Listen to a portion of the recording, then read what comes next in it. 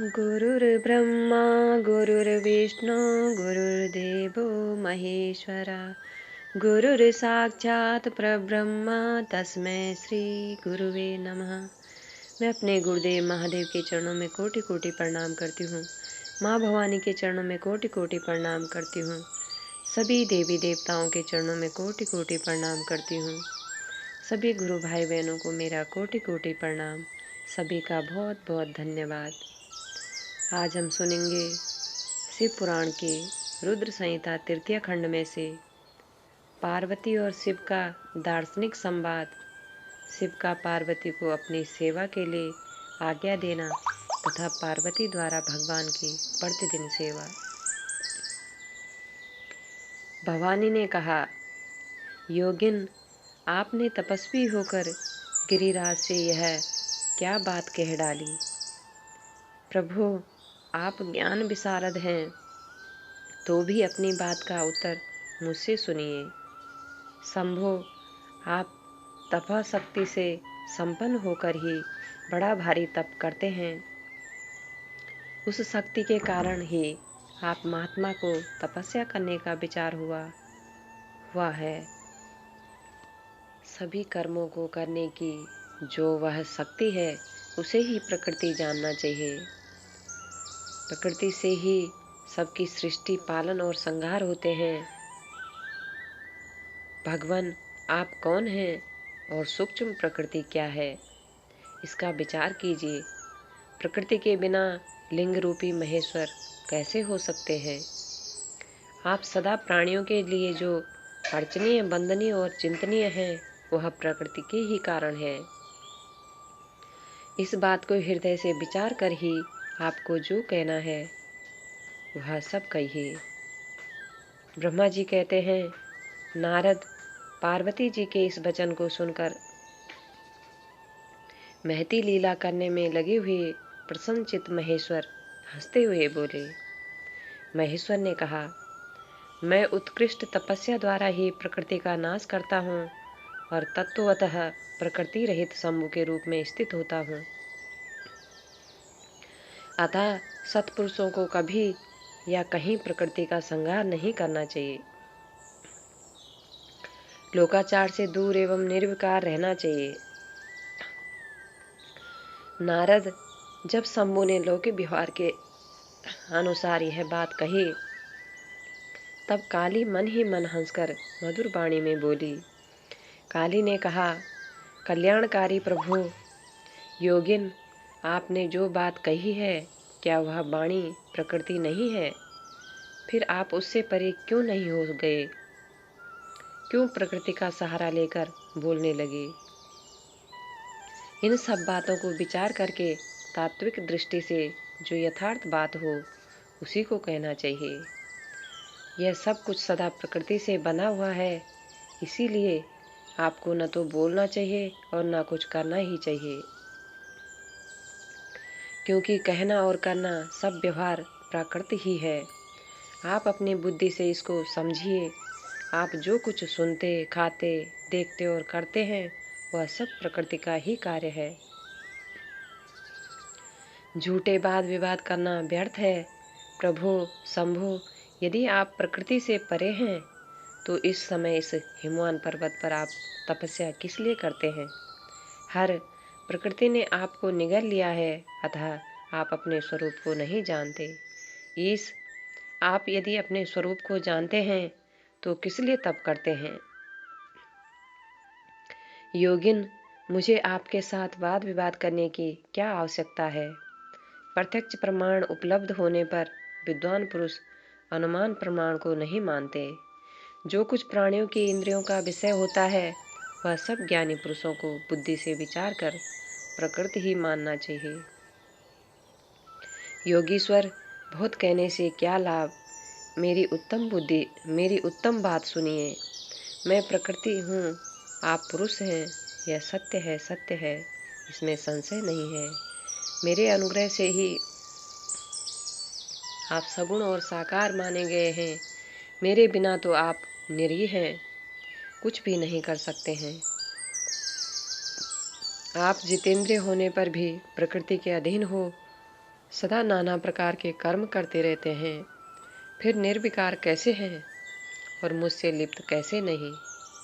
शंकर, यदि आप प्रकृति से परे हैं और यदि आपका यह कथन सत्य है तो आपको मेरे समीप रहने पर भी डरना नहीं चाहिए। ब्रह्मा जी कहते हैं, पार्वती का यह सांख्य शास्त्र के अनुसार कहा हुआ वचन सुनकर भगवान शिव वेदांत मत में स्थित हो उनसे यूं बोले। श्री शिव ने कहा, सुंदर भाषण करने वाली गिरिजे, यदि तुम सांख्य मत को धारण करके ऐसी बात कहती हो तो प्रतिदिन मेरी सेवा करो, परंतु वह सेवा शास्त्र निषिद्ध नहीं होनी चाहिए। गिरिजा से ऐसा कहकर भक्तों पर अनुग्रह और उनका मनोरंजन करने वाले भगवान शिव हिमवान से बोले। शिव ने कहा, गिरिराज, मैं यहीं तुम्हारे अत्यंत रमणीय श्रेष्ठ शिखर की भूमि पर उत्तम तपस्या तथा अपने आनंद में परमार्थ स्वरूप का विचार करता हुआ विचरूंगा। पर्वतराज, आप मुझे यहाँ तपस्या करने की अनुमति दें। आपकी अनुज्ञा के बिना कोई तप नहीं किया जा सकता। देवादिदेव शूलधारी भगवान शिव का यह कथन सुनकर हिमवान ने उन्हें प्रणाम करके कहा, महादेव, देवता, असुर और मनुष्यों सहित संपूर्ण जगत तो आपका ही है। मैं तुच्छ होकर आपसे क्या कहूँ? ब्रह्मा जी कहते हैं, नारद, गिरिराज हिमवान के ऐसा कहने पर लोक कल्याणकारी भगवान शंकर हंस पड़े और आदर पूर्वक उनसे बोले, अब तुम जाओ। शंकर की आज्ञा पाकर हिमवान अपने घर लौट गए। वे गिरिजा के साथ प्रतिदिन उनके दर्शन के लिए आते थे। काली अपने पिता के बिना भी दोनों सखियों के साथ नित्य शंकर जी के पास जाती और भक्तिपूर्वक उनकी सेवा में लगी रहती। नंदीश्वर आदि कोई भी गण उन्हें रोकता नहीं था। तात महेश्वर के आदेश से ही ऐसा होता था। प्रत्येक गण पवित्रता पूर्वक रहकर उनकी आज्ञा का पालन करता था। जो विचार करने से परस्पर अभिन्न सिद्ध होते हैं उन्हीं शिवा और शिव ने सांख्य और वेदांत मत में स्थित हो जो कल्याणदायक संवाद किया वह सर्वदा सुख देने वाला है। वह संवाद मैंने यहाँ कह सुनाया। इंद्रियातीत भगवान शंकर ने गिरिराज के कहने से उनका गौरव मानकर उनकी पुत्री को अपने पास रहकर सेवा करने के लिए स्वीकार कर लिया। काली अपनी दोनों सखियों के साथ चंद्रशेखर महादेव जी की सेवा के लिए प्रतिदिन आती जाती रहती थी। वे भगवान शंकर के चरण धोकर उस चरणामृत का पान करती थी। आग से तपकर शुद्ध किए हुए वस्त्र से अथवा गर्म जल से धोए हुए वस्त्र के द्वारा उनके शरीर का मार्जन करती, उसे मलती पोंछती थी। फिर 16 उपचारों से विधिवत हर की पूजा करके बारंबार उनके चरणों में प्रणाम करने के पश्चात प्रतिदिन पिता के घर लौट जाती रही। मुनि श्रेष्ठ इस प्रकार ध्यान प्रायण शंकर की सेवा में लगी हुई शिवा का महान समय व्यतीत हो गया, तो भी वे अपनी इंद्रियों को संयम में रखकर पूर्ववत उनकी सेवा करती रही।